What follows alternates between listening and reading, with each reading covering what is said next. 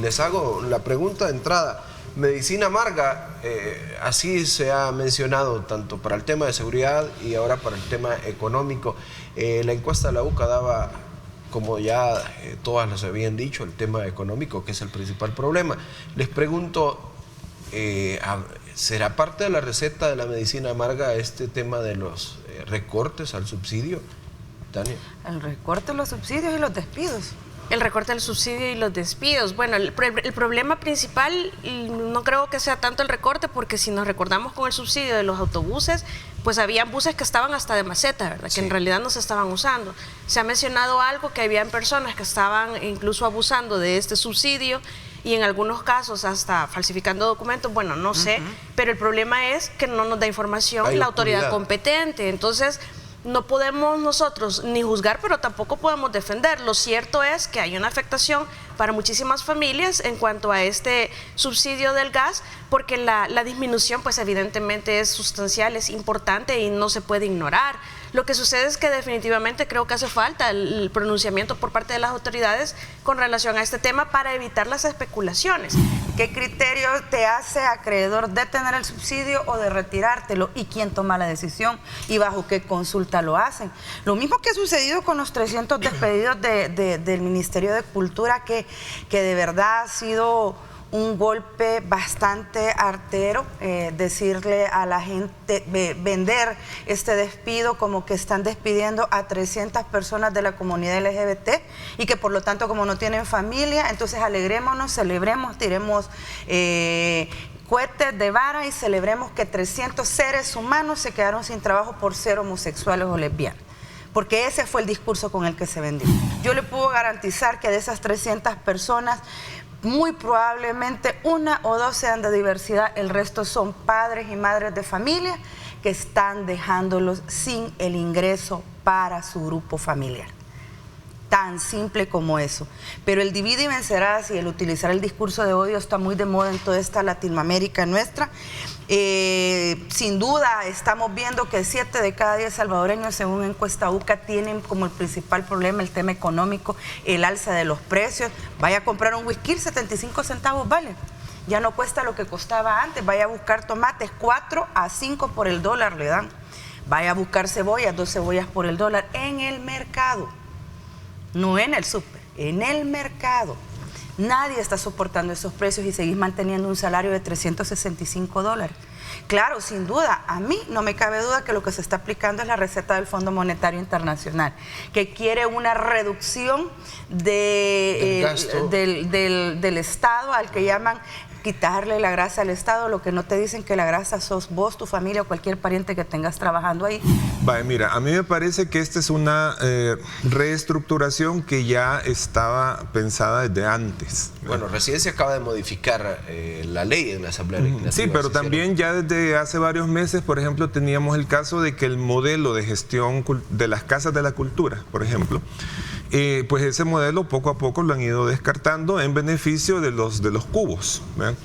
Y me parece a mí que en el caso del Ministerio de Cultura eso ya estaba pensado, que iba a haber una reducción. Incluso se llegó a rumorar que lo iban a fusionar con otro ministerio, con el de Turismo. Hay ciertos parques, como el Seguro o el Parque Infantil, que estaban bajo administración de Cultura, que pasan a otras dependencias. Yo creo que ya estaba pensado. Ahora bien, lo que me llama la atención es que es una reestructuración administrativa y reducción de plazas, que los motivos son, digamos, generar algún tipo de ahorro y reducir una dependencia. Acuérdate que la cultura, todos decimos que la cultura es importante, pero no es prioritaria. Es decir, lo primero que se va a recortar son áreas como esa, cuando hay que hacer un ajuste fiscal, que eso lo tenemos claro desde hace rato, ¿verdad? Ahora, lo que me llama la atención es lo siguiente, que se aprovecha esta reducción administrativa para presentarla como un hecho político, digamos, para alinearse con una agenda conservadora. Esto no es gratuito, esto no es casual. Desde hace rato, especialmente en la relación de la imagen del presidente Bukele con los Estados Unidos y particularmente del Partido Republicano, desde hace rato hemos estado viendo que funcionarios importantes del Partido Republicano, bueno, alguien tan importante como puede ser el senador Marco Rubio, que se menciona incluso que va para vicepresidente, pues entonces vienen a endosar y a manifestar el apoyo a la figura de Bukele. Bukele es invitado a el CEPAC, que es una conferencia importante de corte conservador en Estados Unidos. ¿Ya? No, es el Partido Republicano, es decir, tampoco vamos a satanizar, simplemente es una visión de la realidad, pues, ¿verdad? Tan diferente de lo que puede ser esto que llaman la Agenda 2030, la Agenda Woke, la ideología de género, las agendas no compatibles con la visión del gobierno, etcétera. Entonces a mí me parece que esos apoyos del Partido Republicano creo yo que no son de gratis, sino que también implican que el gobierno tiene que manifestar adhesión a puntos importantes de agenda de ellos. El Estado está obligado a garantizar un empleo a estas personas. No, yo creo que ahí en dejarte las condiciones, pero es lo que te digo, sí. ¿Cómo vas a garantizar vos que esta gente que ha quedado desempleada sea absorbida por la empresa privada si no están viniendo? No se pone, el desempleado en general va a decir, bueno, va a estar en las mismas condiciones que actualmente estoy yo. ¿Cómo deberían de generarse esas condiciones para ahora sí generar más La idea empleo? Es que tenés una crisis económica donde tenés altas tasas de desempleo y la solución es mandar más desempleados a engrosar las filas. Yo no veo ahí una solución viable ni tampoco bien pensada. Si lo ves aislado, no. Pero es que si ves el tema integral, especialmente en el tema fiscal, en el tema de que necesitamos el préstamo del fondo, en el tema de que se necesita una reestructuración estatal. Entonces, o sea, si ya se ve como un todo, tiene sentido absoluto. Yo creo que el Estado debería tener la cantidad de empleados que necesita. Exacto, pero hay muchas dependencias que, por ejemplo, caso Asamblea Legislativa, todos los asesores que tienen la Asamblea Legislativa realmente los necesitan. Es correcto, pero no solamente en el Ministerio de Cultura. Ni asesores son, vea, porque son maquillistas y camarógrafos la mayoría que andan. Algunos te sostienen la cartera y otros te peinan las pestañas en los anuncios comerciales. Eso es lo que tiene la Asamblea. 1.200. Allá que el tribunal tiene, las contrataciones Barbie, ¿verdad? También. 1.200 personas habían quitado, ¿verdad? Y las volvieron a contratar, que es lo que decía Tania. Entonces, eso de que voy a quitar gente porque quiero quitar grasa, pero después voy a zampar gente en otro lado. En eso estamos completamente yo creo que tendría que ser parejo. Así es. Lo que necesita, objetivamente. Es que para eso debería servir el censo de empleados públicos, porque nosotros no podemos mejorar lo que no estamos midiendo. Ley de la carrera administrativa como tal, que siempre se han negado. Siempre se han negado los sindicatos a aceptarla, ¿verdad? ¿Por qué? La ley de la función pública. Sí, la ley de la función pública como tal. Sí, lo que pasa es que también hay un problema de, yo creo que en el sector público más que en el privado, todavía hay mucha gente que cree que las personas son dueñas de o sea, los asalariados son dueños de su puesto de trabajo. O estamos siendo idealistas. O sea, yo creo que es un equilibrio, quizás. Realmente uno como asalariado tiene que entender que, que uno no es dueño de su puesto, y por más bien posicionado que uno considere estar. En el momento en que los de arriba dicen, miren, aquí va el recorte, pues va el recorte, y adiós, ¿verdad? Eso es una cosa, una realidad, ¿verdad? Y realmente si las empresas o los gobiernos se pusieran a pensar en cómo le van a solucionar el problema del desempleo a las personas, eso creo que sí es idealista, ¿verdad? En el sentido de que nadie lo hace, pues. Es decir, cuando van los recortes, van los recortes. Ahora, lo que sí es que deberían ser parejos. Deberían ser parejos, en el sentido de aplicar criterios. Sí, empezar a limpiar la grasa del Tribunal Supremo Electoral, por ejemplo. Empezar a limpiar la grasa de la Asamblea Legislativa, empezar a limpiar la grasa de otros lugares, pues. ¿Qué tanto se les ha dicho, verdad? No, te vendieron que la reducción de diputados iba a reducir la planilla y que no sé qué y que no sé cuánto, y hoy resulta que las fracciones que tienen derecho a sus fondos se les niega contrataciones de sus propios asesores. Y se lo niega la institucionalidad cuando es la fracción Ese es un acto arbitrario puro, descrito en la ley penal, ¿verdad? Entonces, tenés ese tipo de comportamientos y tenés un montón de funcionarios que lo que andan a la par no son asesores, sino que un séquito de gente que los anda lambisconeando y los anda maquillando, y venís y te ensañas con 300 trabajadores y además los señalas de pertenecer a un grupo vulnerable y haciendo goce y dante de discriminación en la cual ha sido celebrada por los mismos diputados. Eso es reprochable. Sí, la exposición, es decir, la venta de esa idea como manifestaba Licoches, eso es lo que me parece muy cuestionable, como aquella vez cuando la retórica utilizada a veces no es la más feliz, como cuando nos dijeron después de 60 años son corruptos. Todos los jueces son corruptos. Eso es una falacia, no puedes partir de una hipótesis completamente falsa, evidentemente falsa, pero la retórica, es decir, el decreto no decía eso, pero la retórica fue lo muy infeliz, y lo mismo pasa en este caso. Yo creo que es un mensaje importantísimo el resultado de esta encuesta que tiene que leer con mucho detenimiento el gobierno central, el presidente Nayib Bukele, todos sus ministros, todas las dependencias, la Corte, es decir, sin excepción. Yo creo que aquí todos tienen que poner sus barbas en remojo. Es una encuesta que no podemos decir, aquellas sí tenían razón, ¿verdad? Y ahora esta ya se equivocaron. A la inversa tampoco podemos decir, es que allá estaban el montón de ignorantes y ahora ya piensan, ¿verdad? Entonces, para que dejemos el sesgo un poquito, lo veamos con más detenimiento y analicemos que en realidad hay una disminución sustancial en la aprobación ciega de las medidas del gobierno o en cuanto a ciertos temas, y también a la visión que hay ciertos temas que no se están abordando de la mejor manera por parte del gobierno, y que además hay cierto nivel en donde no hay una conexión o la gente no está percibiendo ya esa conexión en X como lo mejor, sino que quieren ver a su presidente como lo miraban antes, en el territorio más cercano a la gente, no solamente de discursos, sino que en hechos, ¿verdad? Y lo mismo con los demás funcionarios. Hay una disminución.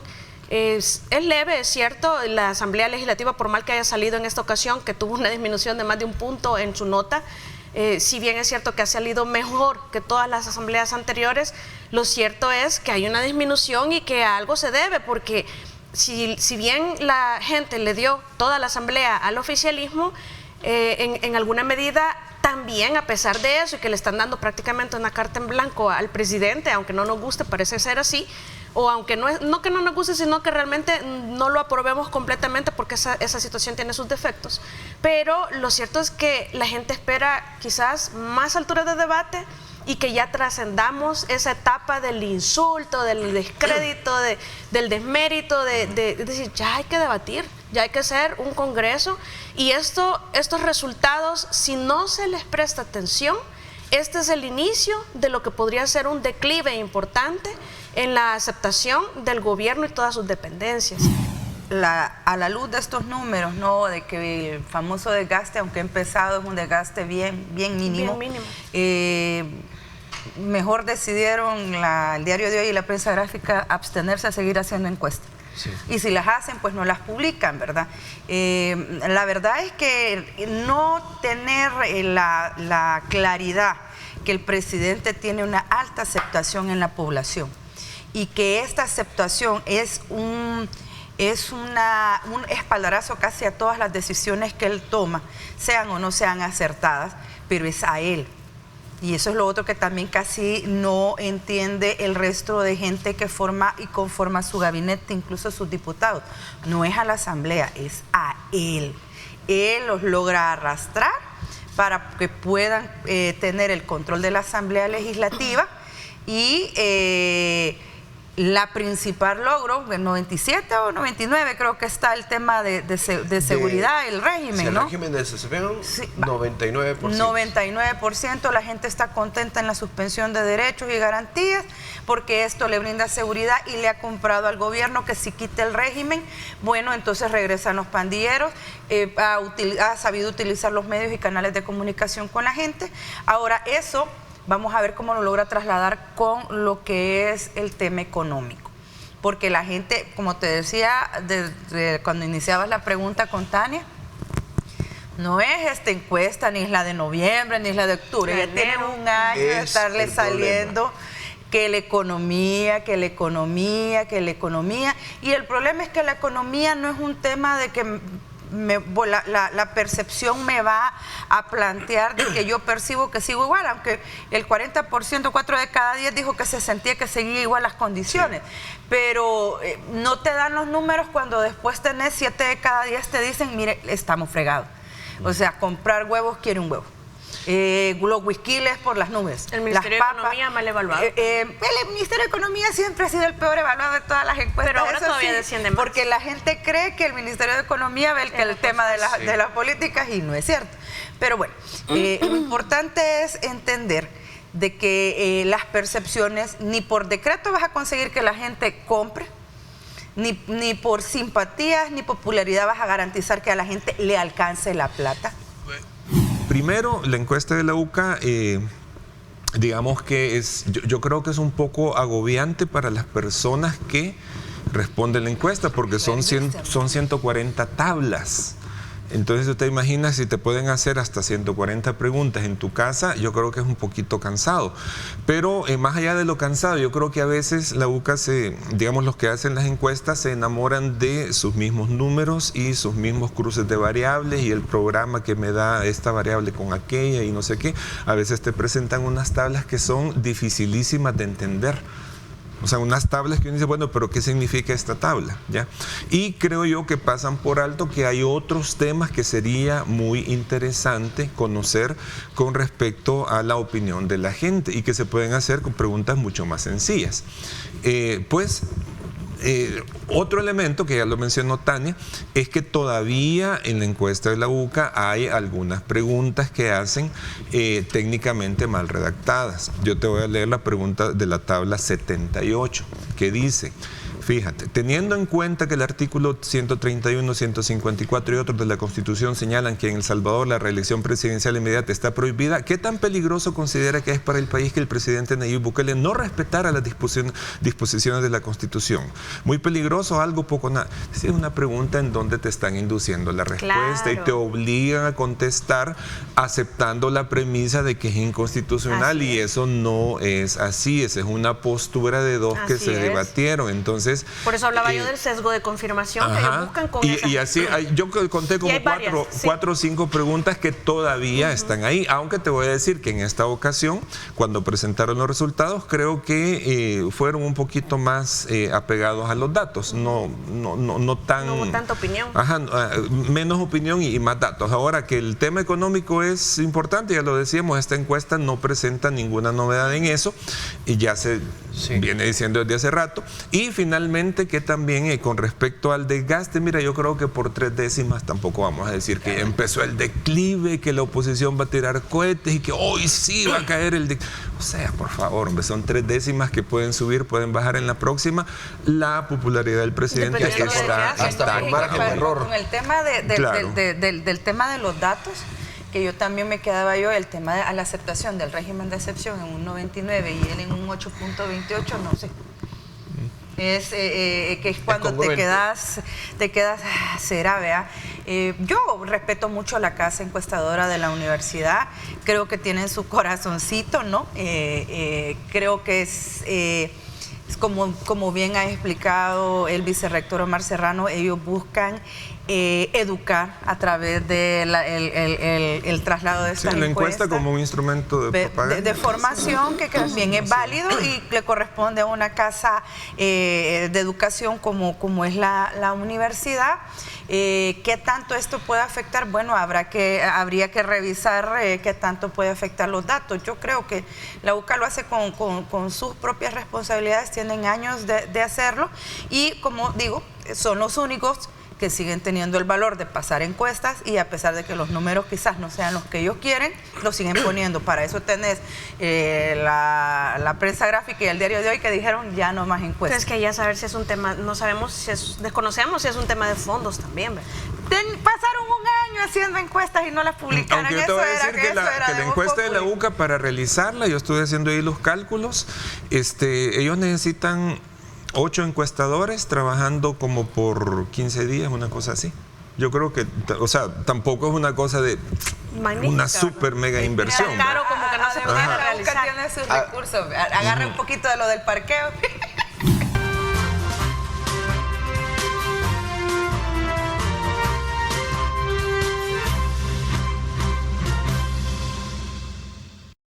Muy bien, gracias por continuar con nosotros y a todos también, gracias a los que nos escriben en redes sociales como diálogo. Estamos hablando de la canasta básica y vamos a poner en contexto justamente esto, el precio en los mercados. Eso es algo que la gente dice asusta. Estos son datos del Centro para la Defensa del Consumidor que nos decía y nos la no planteaba, gubernamental. por ejemplo, el precio de la papa, gracias a la producción, de 2021 a la fecha, 156% de incremento que ahí podemos observar, pero este quizás no es el tema más dramático, lo que decían, que si no viene el precio del whisky justamente después, vea, el precio del whisky por unidad, mayo 2021, las bolsas de 50 valían $8, ahora $45. ¿Quién detiene esto? Mira, y ahí es donde está, yo siempre lo digo, ¿verdad? Porque te han estado mencionando el tema de que ya pronto se va a dar el milagro económico. No, el milagro económico se da a diario y lo hacen las mujeres que con el mismo ingreso, con la misma cantidad de dinero, logran darle de comer a su familia. Ahí se hace el milagro económico. Según el estudio del CDC, por ejemplo, un salario mínimo, ahora le faltan como mínimo $43 para poder cubrir. O la canasta básica, esa canastilla que nos han puesto. Ahora tiene un 22% más de su costo que 2021.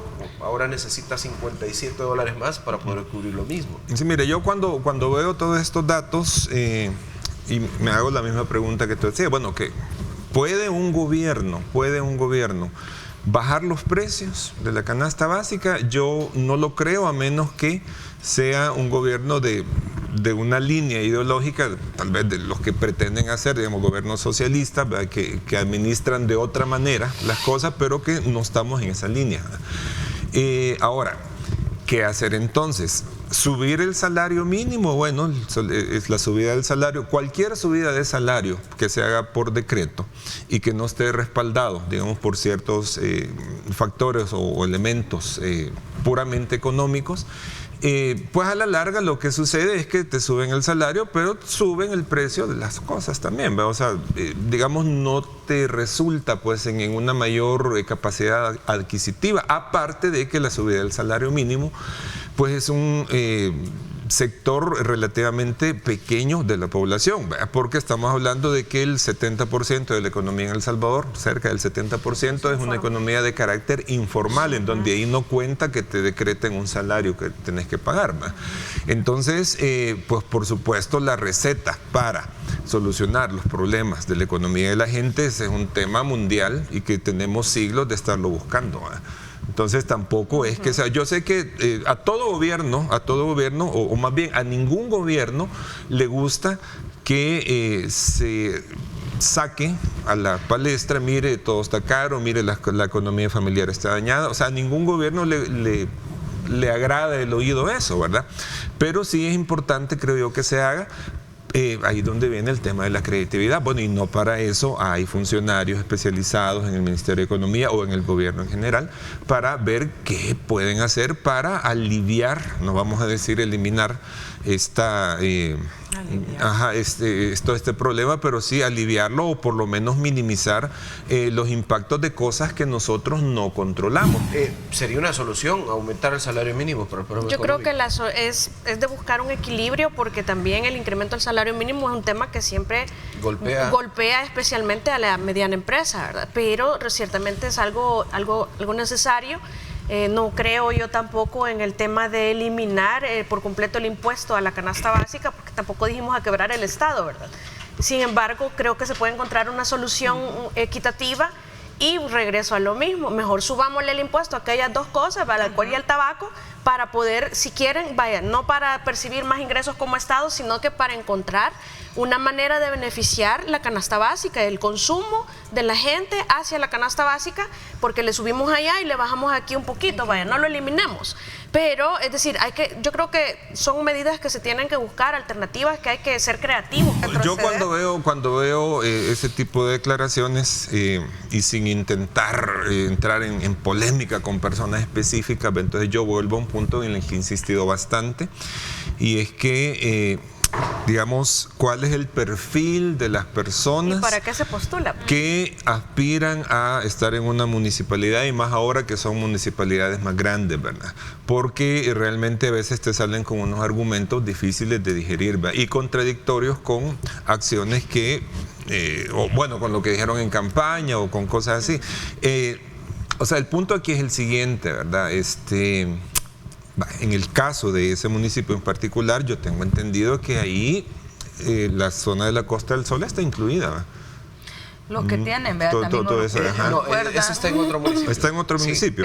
Pero tiene lo oculta él, creo, ¿verdad? Sí, que es otro municipio que incluso el alcalde Bueno, pero ¿por qué menciono esto? Menciono esto porque las municipalidades tienen un problema desde hace décadas, que es el tema de los ingresos municipales, es decir, de dónde sale el financiamiento. Por eso, supuestamente, para resolver, entre comillas, ese problema, fue que en su momento se creó aquello del FODES, así era, para darle del gobierno central a las municipalidades, porque las municipalidades están en números rojos, incluso municipalidades, yo vivo en Santa Tecla, y ahora que le han añadido Comasagua, sale el alcalde diciendo que Comasagua está en números rojos.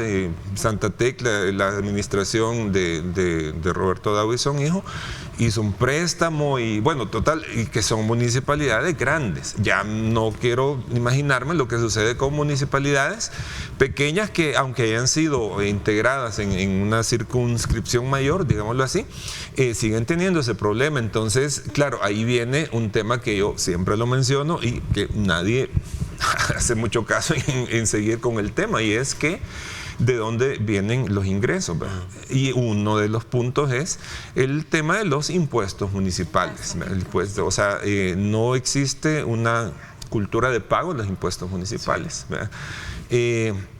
La gente, cuando va a vender su casita, hasta entonces se da cuenta que tiene 15 años de mora, ¿verdad? Cuando hay un fallecimiento, va al cementerio y dice, mire, sí, aquí nada más tiene que pagar los 20 años de mora que tiene. Entonces, en algún momento, en gobiernos anteriores, se hizo el intento de vincular el pago de los impuestos municipales con el recibo de la luz. Inmediatamente protestas y todo, tuvo que retractarse el funcionario que lo hizo. Entonces, ahí yo creo que hay un problema de decir, bueno, ¿de dónde va a salir el dinero para que las municipalidades sean, pues, funcionales y eficientes, ¿verdad? Ya se vienen también elecciones de segundo grado en la Corte, en la Asamblea Legislativa. Ellos también modificar parte de la Corte Suprema de Justicia, ya se ha iniciado el proceso. Tania, como lo han visto, ya los abogados fueron a votar, ya están a punto de conocerse el 10%. No, menos. Fue como el 7%, sí, ha descendido increíblemente. Es decir, el ausentismo lo que sucede es que no es un sistema que funcione. Siempre. ¿De cuánto era? Sí, pero nunca habían votado tan poquitos. Es que yo creo que aquí hay una crisis de este sistema, de este mecanismo que hay de elección de estos funcionarios. Yo creo que hay muchos abogados que no creen en este mecanismo. Es increíble que en la lista de abogados solo habían 20 abogados. Prácticamente estaba garantizado el espacio para los 15 que van en la lista del CNJ. Bueno, pero siempre eran 25. No, sí, siempre hay más. Pero lo que pasa es que siempre hay más candidatos, como 30, 40 usualmente, sí. Y hacen campaña y todo el rollo. Pero el problema es que las asociaciones de abogados solo te aparecen para esto. Entonces la gente no se siente identificada, no se siente y además, lo más importante yo creo que ya la gente entendió cómo es que funciona en realidad y que no te van a elegir porque seas el más capacitado. el más De capaz, nada el más te sirve tener cualificado. todas las Te van a credenciales. elegir porque llenaste el perfil político que exige quien va a elegirte. Y tenés los votos Hiciste en la, lobbying. en la asamblea, ya el grupo parlamentario mayoritario ya se comprometió con vos y vos sos. Entonces, ¿para qué llegar? Para legitimar un proceso en el cual ya está decidido quiénes son. Creo que no tiene sentido.